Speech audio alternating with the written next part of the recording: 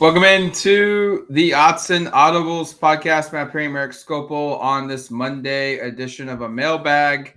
It's a mailbag that there's a lot to touch on. You look at the questions, and it's wide-ranging stuff from a football perspective. And honestly, Eric, it probably should be because of the 21-point win that looked more like a 14 or 15-point win. That wasn't really the cleanest performance by the Oregon football program, which creates a little bit of discussion point for this team.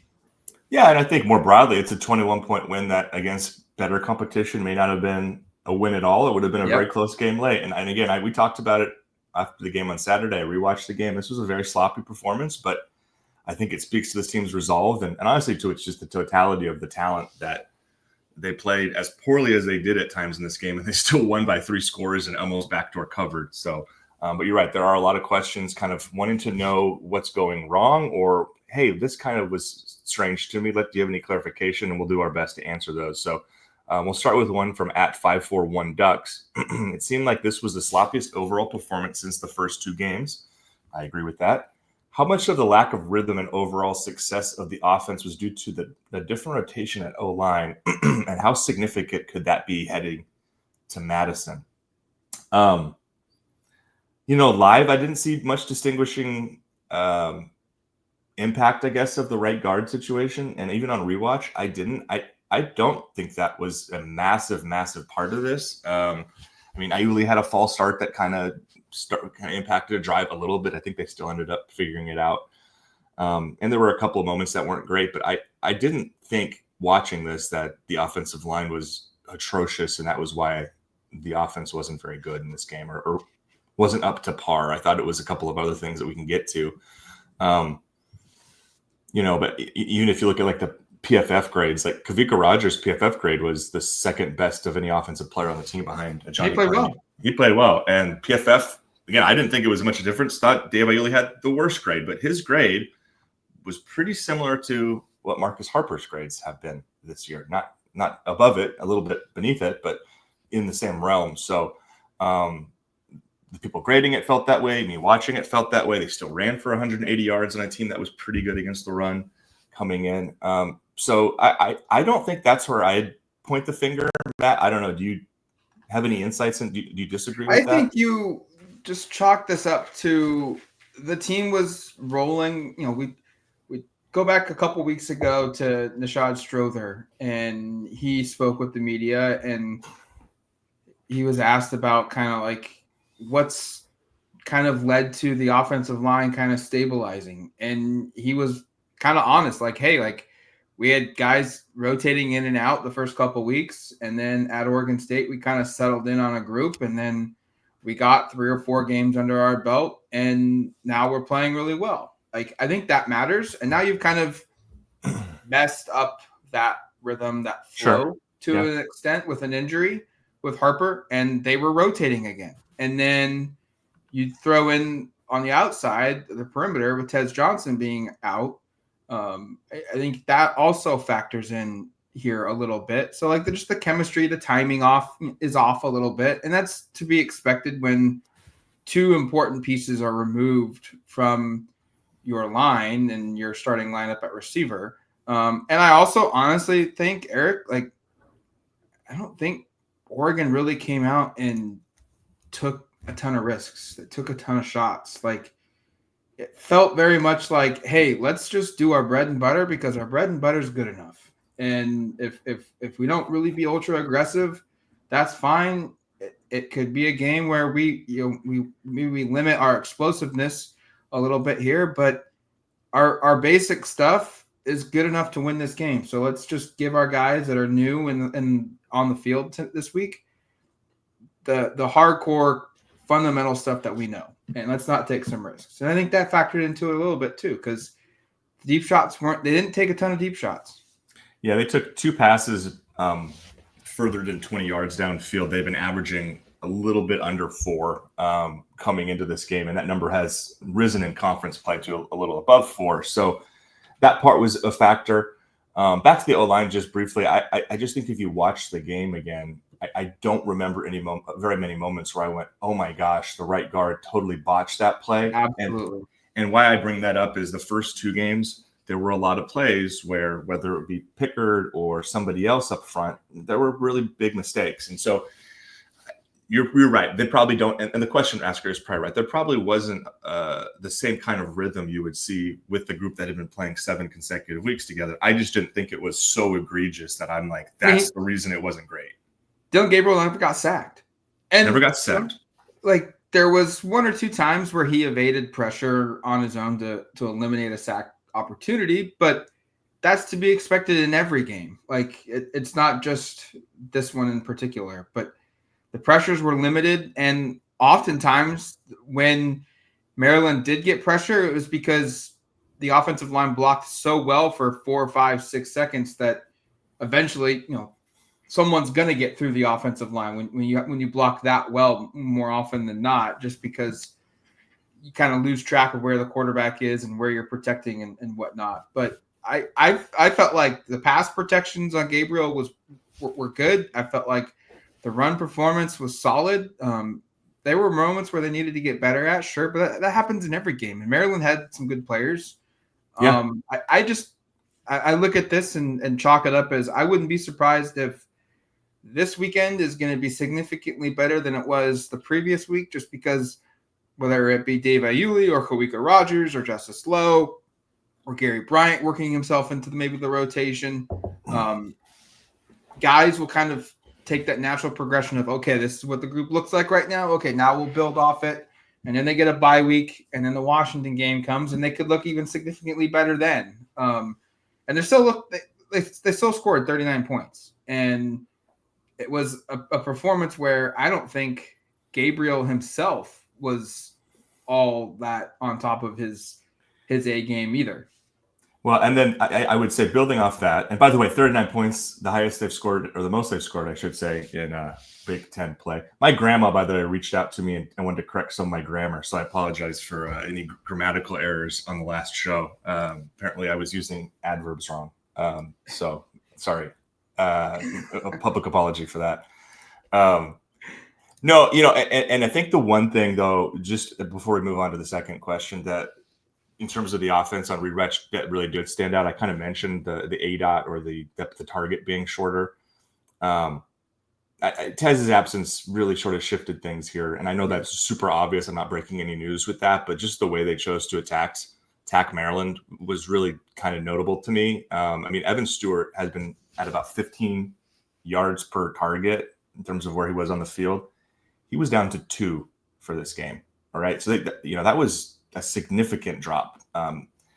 Even Justice Lowe was catching it essentially at the line of scrimmage every single time. And that's more of kind of the range he'd run at, but it was a season low for him. And the other part, which I thought Jared did a really good job of explaining and talking about after Saturday's game, which I think was very much evident when you rewatched it, was, you go from Tez Johnson is your high target favorite guy kind of when you're pressured, or just where you end up kind of going a lot of the time. And Ferguson was targeted 16 or 12 times, on Saturday.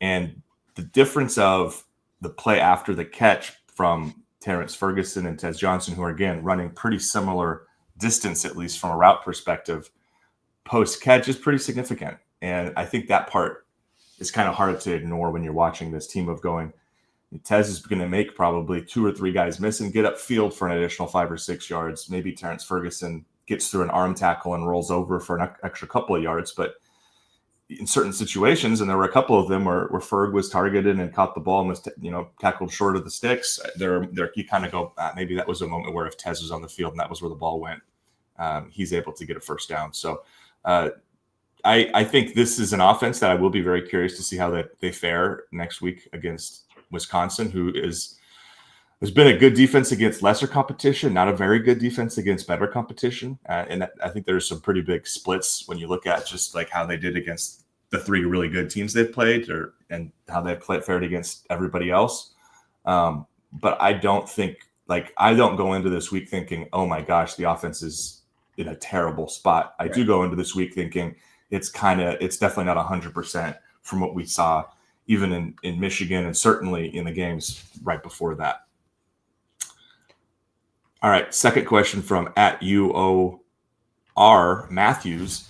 Jordan James' last play of the game saw him not block anyone on that Gabriel option run on third down. Looked as if he did not know the play. He was not hit, though. Is it possible his injury was a benching for the rest of the game that Dan did not want to make public? I noticed the exact same thing on rewatch. That was the last snap he played. I don't know if he didn't know the play or what, but didn't make a block there, and a play that I don't know if it's necessarily 100% successful if he does, but certainly didn't put his quarterback in a good spot.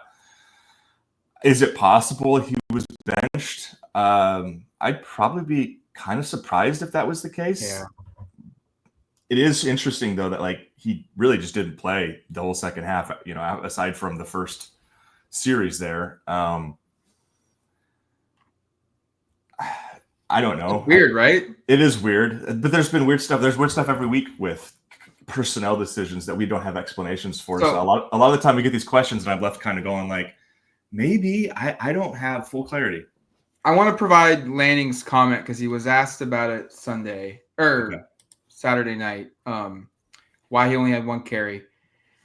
And he said, I have to evaluate. We're not exactly sure where he's at. I think he could have gone back in, but we're conscientious of where he was, end quote. And you and I both, when we walked out of the HTC, were like, that was really weird. And it's just strange, yeah. It was a strange answer. I kind of wondered, like, did he accidentally give out some information he didn't want to give? He kind of like backtracked or tried to cover up what he said, because he's implying that James was dealing with something. Whether that be as the question is asked of, is he like being benched, which I don't believe he was, and he shouldn't be. He's earned a pretty big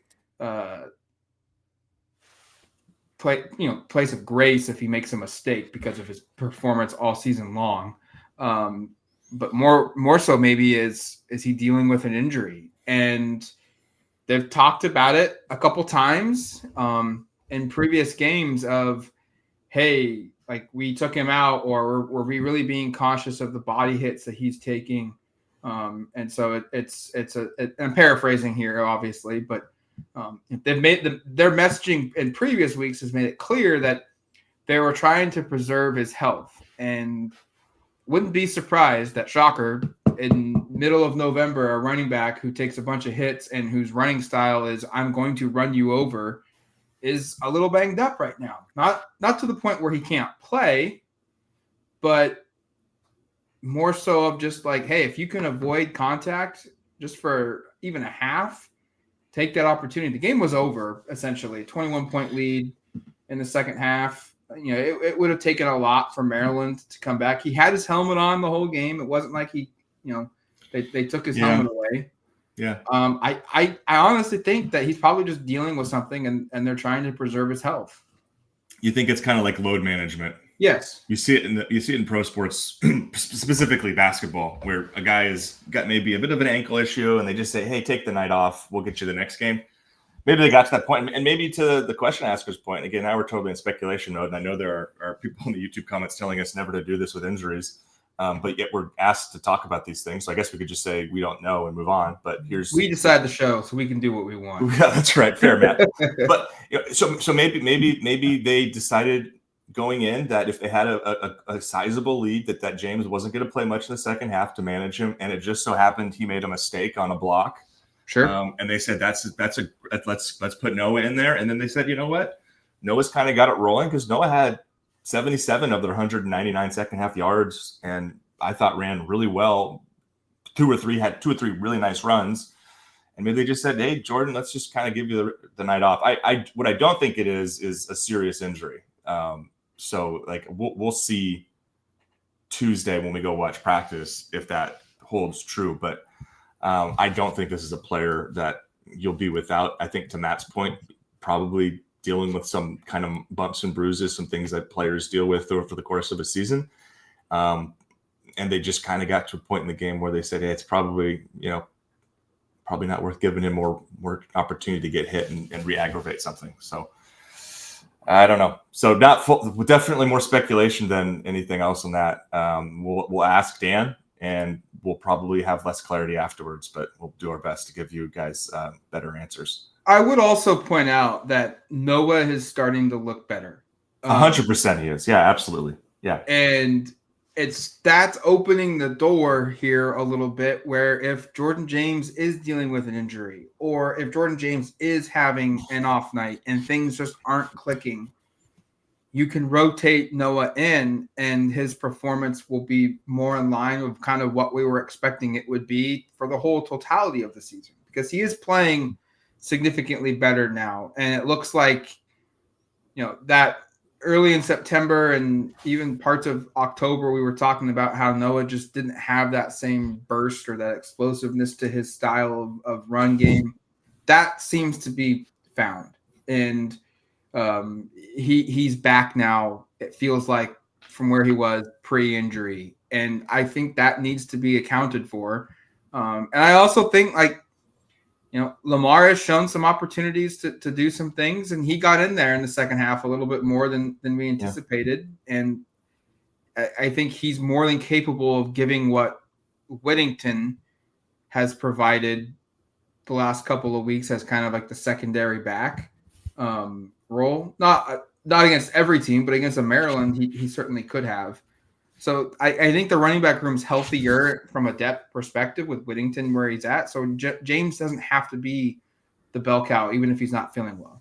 Yeah, and no, I think really had a turning point in that Illinois game. I think that's where it shifted for me. And then to the Jaden Lamar thing, they didn't have a ton of success giving him the ball. What they did have some success with was 21 personnel, which is 2 running backs in the field, and using him as a lead blocker. And so they kind of interesting kind of wrinkles that they were using with the running backs in the second half there. Okay, third one from @NeedMyWholeName.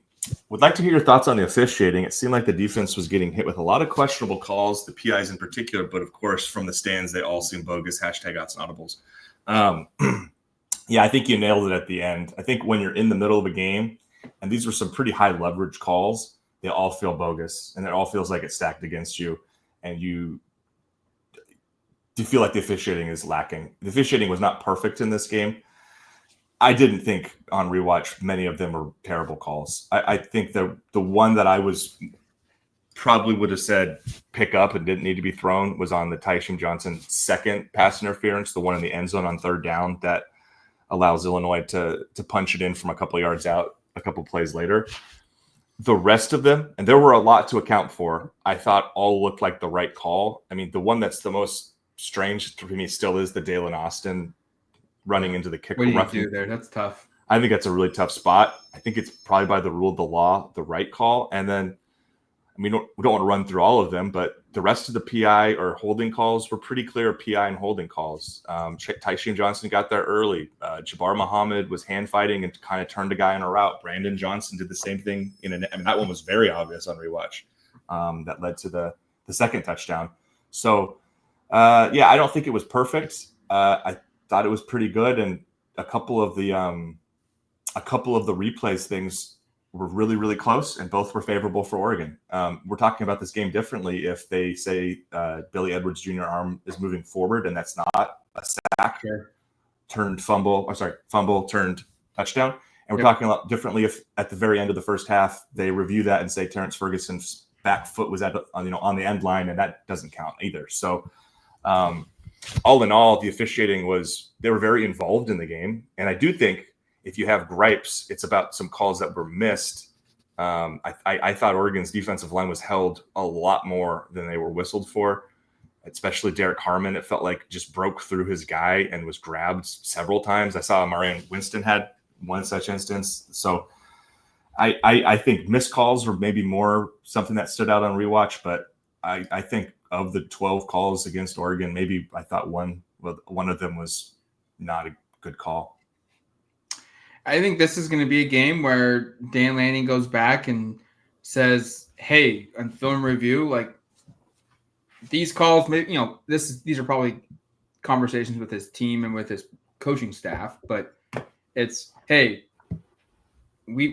this is a bad call against us, but we need to coach this better so we're not put in a position where the officials have to decide if this is going to be a penalty or not. they just played sloppy. And when you play sloppy, that opens the door for penalties, whether they were true or not. I agree with your assessment. Like, there were more penalties that probably should have been called that were flagged on Oregon than ones that you look at in retrospect and go, that really wasn't a penalty. That was a bad call by the officials. Like, yeah, I just they didn't play good. And when you open the door of lack of attention to detail, lack of focus, lack of execution, that usually results in games where you're making mistakes and now you're trying to overcompensate and you get called for a penalty. It is the nature of the beast, and you just hope that Oregon walks away from that game where they learn that, hey, the way we practiced, the way we prepared, our attention to detail in the past week was not good enough, and it needs to be better moving forward. Yeah, and just on the PIs in particular, Oregon's defensive backs are very handsy. They have been all season. They play aggressively at the point of attack. When you're facing an offense that throws it 45 times in a game, that's more opportunities for a guy to get flagged there. And that's not to excuse for all of the plays, but if you watch an Oregon secondary for the entirety of the game and you're an opposing team watching it, I'm sure you come away kind of like what I just said about the holding calls that I thought were missed, saying, well, what about this play? What about that play? I mean, the right before Dalen Austin roughs the punter, Tyshim Johnson pretty clearly grabs and turns Ty Felton at the top of his route, and that falls incomplete. And Felton's looking around like, wait, guys, that was a call. So, there were some of those that were missing. And then I think the one other one I want to mention that I was kind of bothered by on rewatch was Dylan Gabriel got a late hit and Nishad Strother retaliated. Oh, that cannot happen. I didn't like the retaliation. I also thought that should have been a penalty on Maryland. Yes. Because they clubbed the quarterback. And I mean, the timing of, I don't know. I shouldn't say it can't happen. I go back and forth with it, what the Nishad did. I like that he was sending a message of don't mess with my quarterback. The timing and the outcome of that was really pretty painful, though, because you end up removing an opportunity for 3 points. You punt it, the defense comes out there, forces a turnover, and it ends up working out. But that was a time and circumstance one, and I guess I appreciate the offensive lineman for wanting to protect the quarterback, but also go, that was pretty costly. And in a bigger game, that could be even more costly. I mean, if he got called for targeting, he's out for the first half of Wisconsin. Sure. Yeah. Like, those are where, like, I agree with you. I like the offensive lineman protecting your QB, and whether it's your QB or any other teammate, but time and place, especially this late in the season, especially what's at stake now. You're 10-0, you're the number one team in the country. Like, the theoretical air quotes, because it's not true in my eyes, easiest path to the college football championship game is in your destiny, is in your control, as long as you win. And so don't give the opportunity to get removed from a game, especially along an offensive line that, like we talked about earlier, they're already down one starter. You can't afford to be down a second one in this game. But I'm sure that will get all addressed and cleaned up this week in practice. All right, let's take a quick break. When we come back, we'll finish up the mailbag. Welcome back to the Autzen Audibles Podcast, Mailbag Edition. 3 questions in, 2 more to go. All right, we go to @Minuteman, who asks, Maryland was a top 15 rush defense going into this game, and Oregon ran for 180 yards. Wisconsin's run defense is 91st with an 8th pass defense. He puts in parentheses overrated, in his opinion. Is there a chance that Oregon rushes for more yards on Saturday than passing? I mean, they were very close to doing that, by the way, this weekend. What was it, a couple of yards more passing from Dylan there? I think it's possible. And we're going to get way more into Wisconsin prep. The pass defense numbers, I'm really curious to see how Oregon stacks up here, because if you look at Wisconsin's pass defense, just do a little mini deep dive here, giving up about 160 yards through the air per game. But they played Alabama, USC, and Penn State. And I'm not saying all 3 of those teams have the most explosive pass offenses, because, frankly, Oregon's pass offense statistically is better than all 3 of them. But those 3 teams, which are the 3 best teams by country mile that Wisconsin has played, threw for 226 yards and 3 touchdowns, 308 yards and 3 touchdowns, and 246 yards and 2 touchdowns. Obviously, those aren't massive stats, but that's pretty well above the season average. And, 8 of the 9 touchdowns allowed this season by Wisconsin's pass defense came in those 3 games. So I kind of point those out to say, I think against better athletes and better pass offenses, you've seen Wisconsin's defense not really be quite what they were. And I know that's probably pretty obvious, of course, when you're playing Rutgers or Purdue or Iowa or Northwestern, some of these other teams that they've held, 120 yards or fewer, there's probably going to be a bit of a difference there. But I look at this game and I think this is mostly about Oregon. And if they're able to kind of turn a corner, and I give Will Stein the week here to sort of come up with some different ways to game plan the pass game, because I would imagine he's not, and maybe I'm wrong, but he probably isn't thrilled with some of what he saw in terms of how it was executed on Saturday. I don't have any questions this pass offense can have success. And then just the one other thing is I know that they're 8th ranked in the counting stats, and I know mileage may vary on how much people care about this, but PFF has them as the 27th best coverage team. So a good coverage team, but not a super elite one. So I think when you combine that with looking at the way they performed against better pass offenses, you see a secondary or a defense that has good statistical, kind of numbers there, but maybe isn't quite an elite pass defense.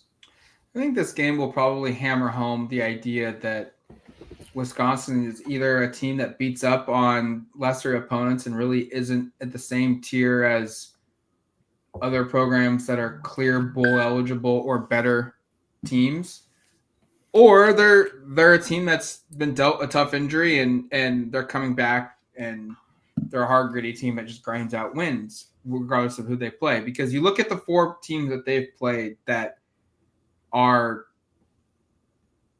solid to great to elite on offense: Alabama, Southern Cal, Penn State, and Iowa. And I use Iowa loosely to good offensively, at least running the football. Yeah, really good run offense there. Yes.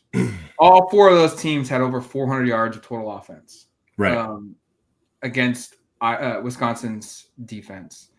Alabama threw for 226, like you talked about. SC went for 308 through the air. Penn State 246. But then Iowa ran for 329.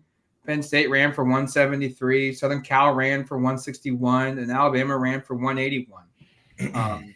And all 4 of those teams averaged over 5.7 yards per carry. And only one other team this season has done that against Wisconsin. That's Western Michigan, a group of 5 team. Everybody else is below 5. And I just think that this, I haven't decided on where I land, and I want to look at more at these matchups and whatnot. But I feel like this is a game that it's either going to be relatively close throughout, because Wisconsin, even though maybe they don't have the athletes, they're just playing well above their weight and they play sound defense. They don't make mistakes, and it's just hard sledding for Oregon, to pull out the win, which I think they will. Or it's going to go the other end of the spectrum here, and Oregon's just going to blow the doors off because Wisconsin doesn't have the speed. They don't have the athletes that Oregon does. And if they make mistakes, Oregon's athleticism on the perimeter will be enough to turn a potential 12-yard pass into a touchdown, because if you don't make the tackle, they're gone. This Wisconsin team hasn't been successful against teams with competent offenses, and Oregon's is probably going to be the best that they will face all year. Maybe Alabama's is equal to Oregon's. A little bit different style of play than the way Oregon does. But I just look at this and think Oregon could run the ball for 200 yards on the ground, and they could honestly probably throw for 250 in this type of a game as well. It's going to be hard. It's going to be a hard matchup for Wisconsin. And I view this and feel this way knowing Tez, Johnson, and Harper probably aren't playing this weekend. Yeah, I do think to the final part of this question, or I guess to the question asked, because the rest was kind of context. Yeah, I think it's possible that Oregon does run for more yards, and that's more to do with, I think, less to do with what I think of Wisconsin's secondary, and more to do with what I saw from Oregon's pass offense this past weekend. I also doubt for no second. I don't doubt for a second. Sorry, guys, I'm tired. That Dylan Gabriel and the guys that they have are good enough to have some success here. So I mean, sure, I think it's possible, but I probably still think they'll throw for more yards just because that's what they've done, I believe, pretty much every week this season. So to the final one from @CJ and it's check 3. DM me on Twitter. Let me know how to pronounce this if you're going to ask more questions, because I don't think that's probably the phonetic pronunciation. Has Gary Bryant redshirted previously? If not, do postseason games count towards that? And on a side note, if Gabriel happens to get hurt, and he gets knock on wood, so I will knock on wood, would Dante Moore be able to preserve his redshirt and play in postseason play? First, I'll answer the second question first. Postseason games do not count towards the total. And that's pretty important for a couple of reasons, because there are true freshmen who are right on the cut line. There's a guy like Dante Moore, who I think pretty clearly they're trying to preserve his redshirt year. There's very little chance in my mind that Moore ends up. Well, actually, he's now at 2 games. I don't think he can even get over the number now, because I believe he's only played in 2. And if that's the case, he can't get over 4. So I think he's set. Gary Bryant Jr., has he redshirted? Yes. The answer is yes. This is a weird situation with him where people have asked, like, well, can he get a medical redshirt if he plays fewer than such and such games? That's not how it works.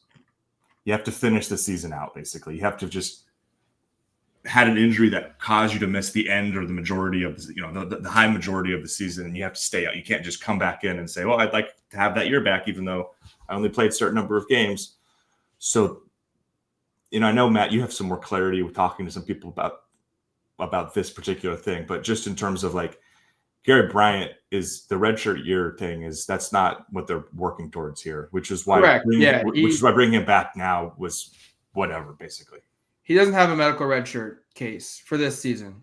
So it was, unless he missed the entire year, that would be the case where he would get the medical redshirt. So since he played and Oregon had him out on punt return against Maryland, he now has his clock basically for a medical redshirt basically starts all over again. The school would have to prove something that happened after last weekend's game has caused him to miss the remainder of the season, and they would then be able to claim he's, hey, he dealt with 2 injuries. The second one was knocked him out for good. He can't play. He's used his red shirt. They could try and go back and argue some kind of medical hardship waiver for his time at USC when he played 3 games and then sat out. They could argue maybe he dealt with an injury then, but that then requires USC to get on board. And quite frankly, they left the Pac-12 to get away from Oregon. I don't think they're really going to be out here doing favors for Oregon and the Big Ten with them to give them a player that was a former Trojan an extra year of eligibility to play USC more. But Oregon could try. We'll see if that happens. They could maybe do that. We'll see. And if that happens, though, like we're talking super down the rabbit hole hypothetical scenarios, if that 2022 season does get somehow changed into a medical hardship, then that frees up his red shirt for this season, which then he could play and still preserve this season and be a junior again next year. But more likelihood, best chance, best case scenario, he's a senior next season if he's on the Oregon roster. But like your point, like Dante Moore, looked at the stats. I swear he played in 3, but he's only. Yeah, I think it's 2, right? Yeah, they list him as 2. And that, if you look at it, like I agree with you. They're trying to redshirt him. Dan Lanning is not going to come out and say they're redshirting any player for whatever reason. I don't know. It's like a taboo thing apparently. But well, but by the way, Matt, he doesn't really have to. I mean, we know who's being redshirted basically and who's not. There's like 4 guys on the cusp, and everybody else is clearly in or not. Yes.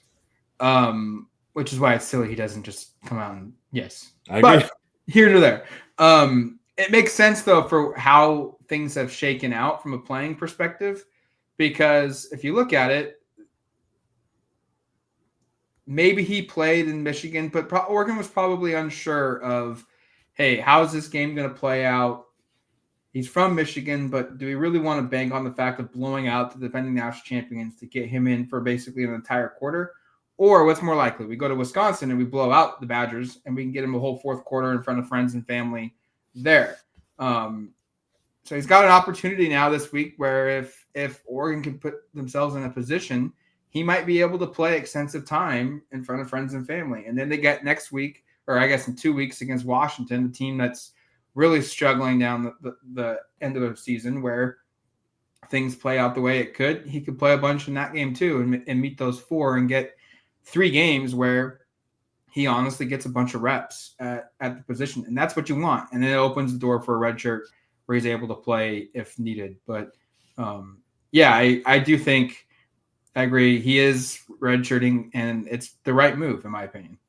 Yeah, and to CJ's point here, I think they've handled this really, really well. And if, knocking on wood, Gabriel were to miss time somehow, Dante Moore would be able to preserve his redshirt year while being the presumed fill-in for Dylan Gabriel for however much longer you need this season. And that's a good place to be, which is why I think they were very clearly, the staff is very detail oriented and nothing is lost on them. And I think they had obviously a plan of, we're going to find 2 games early on to get Dante some snaps so he can just kind of get a feel for things. Autzen has already redshirted. He'll be the fill-in or the garbage time quarterback otherwise. And then we'll save these 2 games for the end of the season to your point, where either Dante gets in garbage time, or if he's needed, he can play and it doesn't impact his long-term eligibility. So there's kind of a rundown on all of that. There's a bunch of true freshmen who are clearly redshirting. Over half the class, I think, has not played in a game or played in 1 game this year. There's a couple of guys who played in a lot of games. Roger Saliapaga, Peyton Woodyard, they've already avoided redshirt.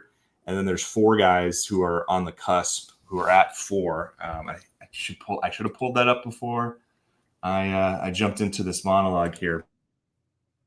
But I think I know Tim Gray is one of them. I know Ryan Pelham is one of them. Let me see if I can pull this up really quickly. Apologies for not having it. It should be on the second page of the message board if we can get this to roll here. Here we go. All right. Who else is at 4? Because I know there were 4 names. Okay, so guys that have 4 games, guys who have only played in 4 games that we're looking for. Yeah. Tiona Gray and I thought you pulled it. That have played in 4. Guys that have played in 3, it's McClellan, Rushing, Breland, and Lopa. And then guys who have played in 2, I guess now they're guaranteed red shirts. It's Jericho Johnson, Day Sims, and then one play, DeJuan Riggs and Braden Platt, and then yet to play a game all season, Ife Obadigwu, Shaq McCroy, Aaron Flowers, Dakota Fields, Kamar Mathuti, Fox Crater, Dylan Williams, Dylan Gresham, Jackson Jones, Devin Brooks, Jack Rustler, AJ Pugliano, Luke Moga, and Trent Ferguson. Only 2 guys have played in every game, played and burned, Roger and Woodyard, which Roger doesn't surprise me. Woodyard does a little bit. He was not going to be the one I was going to drastically pick to play in 9 games like he has. And these guys are special teams players. I mean, that's where they're playing, and they're getting in sparingly on offense or defense, depending on which side of the ball they play. But it's pretty clear, and that speaks, I think, really to the depth of this team, where you signed the highest rated recruiting class in program history, and yet the only 2 guys who play enough to avoid redshirt year are only basically playing special teams. This is a team that's number 1 in the country that's not at all reliant on its prep recruiting class that just came in. I know that can be frustrating for fans who who are clamoring to see some of these young, highly rated guys. I know there's people out there who are still going, "Where's Jurion Dickey? Why is he not playing?" Like, that's a question that we're seeing. The reality I get that is, every week. He's not good enough. Yeah, I hate that that's the answer, but that is the answer. Is that the guys that are playing are the better players, and the guys that aren't playing aren't capable of contributing right now. And I just think that speaks to how good this staff has done at building a roster where you've got basically a developmental system with really highly regarded young players who are not playing, and then you've got the varsity squad that goes out there and kicks ass on Saturday. So but there's your redshirt corner. It's going to do it for us here on the Autzen Audibles Podcast. Thank you for submitting the questions. We'll have full coverage of this weekend's game at Wisconsin on the site on duckterritory.com. Tomorrow, we will have an interview set up to preview with a Wisconsin writer. Wednesday, Eric and Jared will have their practice health report podcast, and Thursday, we'll have our predictions. But until the next one, you've been listening to the Autzen Audibles Podcast. Talk to you later, folks.